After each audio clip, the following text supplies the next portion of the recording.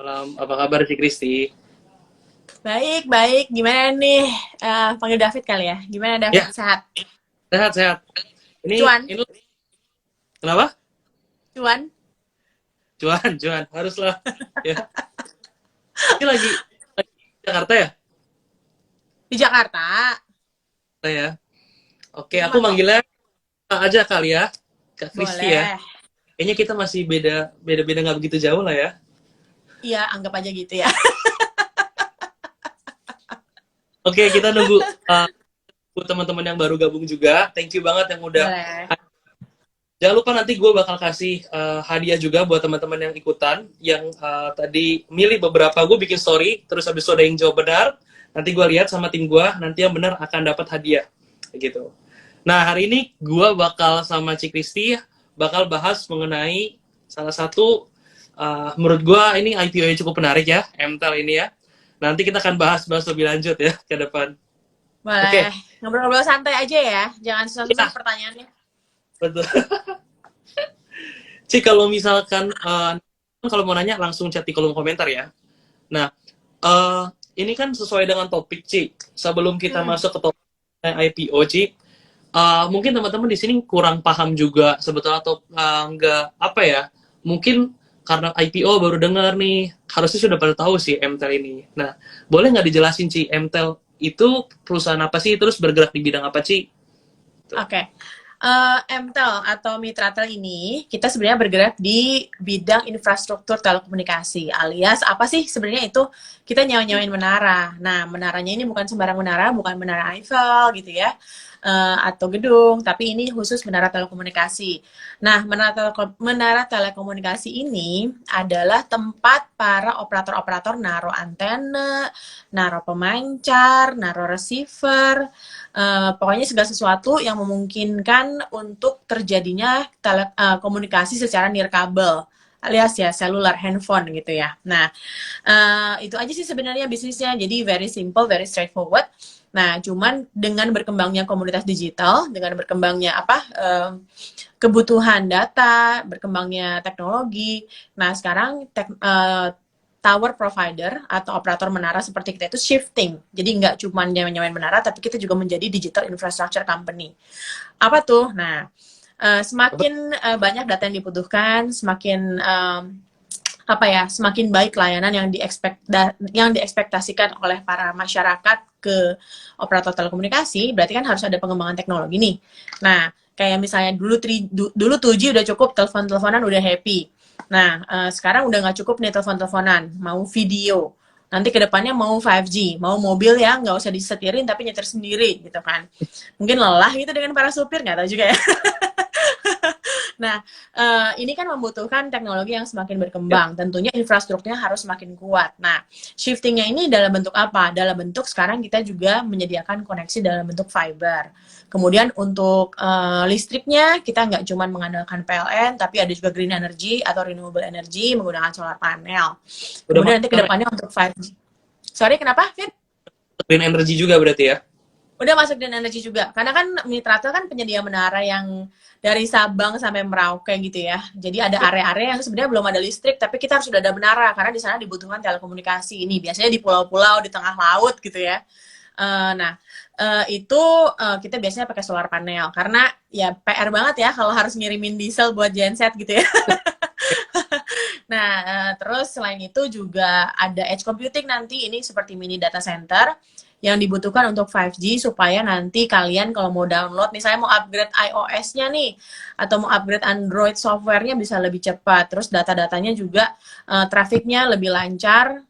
Kemudian kita bisa mengexperience atau bisa mengalami the real 5G experience. Nah, cuman itu down the road ya. Pasti di rolloutnya secara bertahap kayak waktu itu dari 3G ke 4G gitu. Iya, iya, iya. Jadi sebetulnya kalau teman-teman yang pakai Telkomsel ya ataupun berbagai operator ya, XL dan Mm-mm. sebagainya, kalian bisa mendapatkan itu karena adanya sokongan dari, Menara. kalau nggak ada, ya kalian nggak bisa ikutan IG Live ini ya.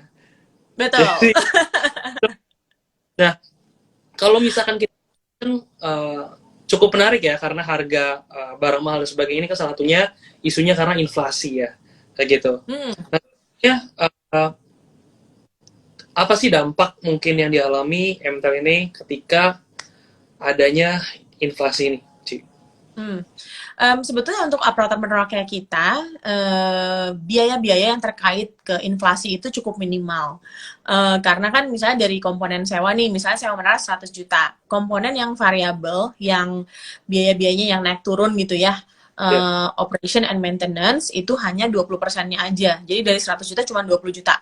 Nah, 20 jutanya ini dari sewa ini terkait ke inflasi. Jadi kalau misalnya kita charge ke klien, 80%-nya fix, 20% ini akan meningkat sesuai dengan peningkatan inflasi. Jadi buat kita sih very manageable. Paling yang back office aja gitu ya. Tapi kalau misalnya dilihat kinerja 3 tahun terakhir gitu ya, during COVID, during pandemi kan sektor telekomunikasi kan tetap strong ya. Malah actually mereka booking growth yang cukup baik dibandingkan rata-rata gitu ya. Nah, karena itu membaik, jadi kita juga ke bawah membaik gitu. Dan kedepannya kan sektor telekomunikasi alias operator seluler itu kan nggak mungkin jelek ya, karena kan datanya masih tetap dibutuhin. Terus di Indonesia kan kebanyakan semua orang pakainya ya handphone gitu ya, nggak pakai wifi, karena kan wifi paling di kota-kota besar doang gitu. nah makanya sejalan ya dengan WFH dan sebagainya kan, gue ngerasa kayak dengan potensi yang tinggi, ya gue juga ngecek beberapa apa namanya emiten, apalagi Telkom dan sebagainya, membukukan hal yang positif ya di sana ya. Iya. Nah, tentunya nanti kita bahas soal akuisisi tower ini sebetulnya menarik ya. Tadi mungkin ada yang bahas mengenai ROI-nya mungkin belum naik dan sebagainya. Nanti kita lihat ini kan IPO nih, mungkin kita masuk kali ya nih ke IPO-nya sendiri kayak gitu. By the way, Boleh. gue disclaimer on juga, jadi teman-teman pokoknya do your own research sendiri mengenai emiten apapun. Nah, ini teman-teman waktunya belajar, kalau ada mau nanya-nanya silahkan chat juga kayak gitu. Mumpung ada salah satu bosnya MTEL di sini. Waduh. Oke, Belum, lanjut masih sih. debu-debu menara kok, masih debu-debu menara aja. Yang penting bukan yang megangin ini ya, satelit. Jauh banget kalau itu. Gimana IPO-nya kenapa nih? Nah, kan kita kan udah nyaksiin ini, Ci. Dari harga IPO sampai sekarang ya, ada fluktuasi saat ini ya, hampir ini ya, hampir sama kayak harga IPO sebelumnya. Nah, seenggaknya kan kita, sudah banyak dana yang dikumpulkan dari IPO ini. Nah, dananya itu buat apa sih, Ci? Kayak gitu. Oke. Kita tuh dapat kurang lebih 18,5 triliun ya dari IPO yang di bulan November 2021 lalu. 22 November 2021 lebih tepatnya. Dari 18,5 triliun itu 50%-nya kita pakai untuk akuisisi. Karena waktu itu kita udah rencana untuk mengakuisisi 6.000 menara Telkomsel yang baru aja kita rampungin kemarin tanggal 2 Agustus lalu. 40%-nya kita pakai untuk pertumbuhan organik alias kita membangun menara. Build to suit kita ngomongnya alias ini khusus sesuai dengan permintaan atau daerah-daerah yang dibutuhkan oleh anchor tenant. Biasanya anchor tenant-nya Telkomsel karena yang punya capex besar yang memang mereka buka-buka area baru itu ya Telkomsel ya, kebanyakan dari mereka ordernya. Yang 10%-nya buat apa? Buat working capital. Apa sih working capitalnya? Ya pasti pertama professional hiring, karena kan dengan bertumbuhnya perusahaan pasti kita butuh lebih banyak tenaga kerja yang profesional yang udah expert gitu ya. Kemudian kedua, kita meningkatkan sistem information technology atau IT sistem kita supaya nanti match sama digital infrastructure yang kita bangun gitu ya. Dulu kalau misalnya mau ngunjungin menara harus fisik datang ke sana. Sekarang karena udah ada IoT, kita bisa visitnya lebih remote gitu ya. Bisa ada drone gitu dan lain-lain. Itu bisa kita manfaatkan. Terus di tower-towernya sendiri udah ada sensor-sensor yang bakal nge-flag ke kita kalau misalnya ada trouble sama si menaranya atau sama devices yang ada di menara. 10%-nya untuk hal-hal yang seperti itu. Nah, kedepannya jadi ngomongin yang 6.000 dulu kali ya, yang 6.000 tower yang kemarin kita akuisisi itu kan nilai akuisisinya 9,6 triliun. Nah, itu tuh karena kita bisnisnya menara, jadi begitu kita beli menaranya dari Telkomsel langsung sewa balik gitu. Nah, sewa baliknya ini kurang lebih nilainya sekitar 7 triliunan. Kedepannya apa? Kedepannya ya kita harus memastikan bahwa menara-menara yang kita beli ini, yang tadinya tenannya cuma satu, bisa jadi lebih dari satu. gitu. Nah, targetnya itu 1,8 di tahun 2025 mendatang. Jadi in the next 3 years kita akan meningkatkan kolokasi gitu, David. Oke. Eh, ini sebetulnya kayaknya kemarin sempat dibahas juga ya mengenai gue ngeliat juga tuh di IG Live kalau misalkan teman-teman juga mungkin ikutin ya, ada Koma juga ya, ada Felicia juga sempat bahas juga kayak gitu. Nah, kenapa salah satunya alasan Telkom untuk memberikan towernya kan supaya mengefisiensikan si dan juga betul ya Ci, sambil dananya itu dipakai untuk pengembangan operasionalnya dari Telkomsel itu sendiri ya, atau bisnisnya. Yes, betul. Karena kan kalau perusahaan-perusahaan operator telekomunikasi kan bisnisnya bukan sewa menara kan ya. Dan karena mereka cuma punya sedikit, jadinya sebenarnya nggak economic of scale, alias nggak efisien buat di-maintain sendiri gitu. Better mereka jual, mereka sewa lebih murah, nggak usah musingin maintenance-nya. Terus mereka dapat cash juga di depan gitu ya. Udah gitu, selain itu mungkin upside-nya lagi ya memang kalau misalnya untuk perusahaan-perusahaan non property lah ya, non infrastructure kayak kita ini ya, memang mereka harus asset light kan balance sheet-nya gitu. Yes. Itu yang itu yang standar best practice standarnya. Kalau kita memang harus asset heavy karena kita memang perusahaan infrastructure gitu.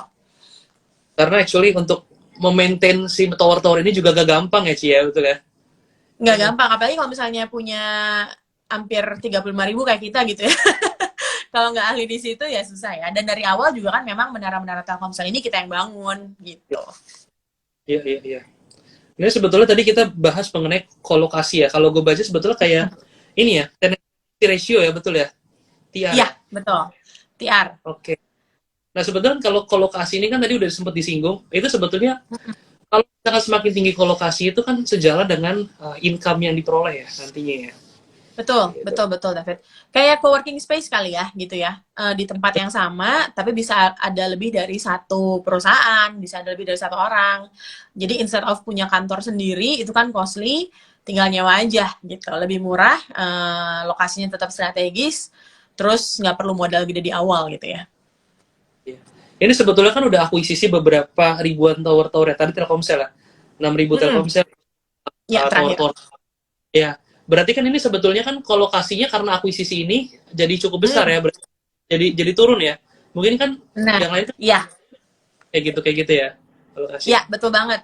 Bener banget. Karena kan tower-towernya Telkomsel ini kan tadinya eksklusif, cuman dipakai Telkomsel kan. Nah, makanya sebenarnya dari dulu tuh Mitratel IPO tuh ditunggu-tunggu. Bukan cuman sama investor, tapi sama operator telekomunikasi lainnya. Kenapa? Karena mereka tuh menanti-nantikan infrastruktur ini yang lokasinya kebanyakan di ex-Java untuk mereka gunakan juga supaya mereka bisa punya apa ya, lebih even gitu ya, lebih merata gitu ya, kompetitif ground-nya gitu. Kalau dulu kan Telkomsel kan memang paling besar, terus mereka revenue juga paling besar, jadi pasti belanja modalnya juga paling besar. Nah, perusahaan-perusahaan yang lain, operator-operator lain kan susah ya ngejarnya secara kan net income-nya Telkomsel itu sama-sama full year revenue-nya perusahaan telekomunikasi yang lain nih gitu. Nah, dengan adanya Mitratel sebagai operator menara independen, jadi mereka sekarang punya akses ke menara-menara itu. Dan ini tuh salah satu competitive advantage-nya Mitratel juga sebetulnya. Karena 58% dari menara kita itu kan lokasinya di ex-Java ya. Atau di luar Pulau Jawa. Nah, ini yang jadi target untuk perluasan jaringannya operator telekomunikasi di luar Telkomsel lah ya gitu. Nah, biasanya kalau misalnya yang second player, third player, mereka bakal ngikutin yang pemain utama kan gitu. Ada di mana? Oh, di situ cuan ya. Ya udah kita ngikut deh di situ gitu. Nah, dulu di situ nggak ada menaranya gitu. Terus sekarang cuman punya Telkomsel doang. Nah, sekarang mereka ikutan bisa sewa di situ juga gitu. Oke. Jadi actually buat operator-operator lain ya, tadi kan kalau kita bahas ada 58% ya itu dimilikin sama Telkomsel ya. Ya gua tadi bukan. 58% di luar Jawa. Di luar Jawa. Ya. Oke. Nah, kemudian kalau misalkan untuk distribusi revenue yang didapat kan dominan dimiliki oleh Telkomsel ya, tapi kan ada beberapa operator lain juga ya yang bang itu ya. Ada Excel, Indosat ya, kayak gitu. Dan itu secara nggak langsung mereka akhirnya bisa mempunyai akses ya ke tower-tower Telkom lainnya kayak gitu yang di luar Jawa gitu. Nah, secara langsung malahan, karena kan sekarang lewat Mitratel. Udah Iya, nggak, iya. bukan yang nggak langsung lagi. Tinggal bayar aja ya. Tinggal bayar aja.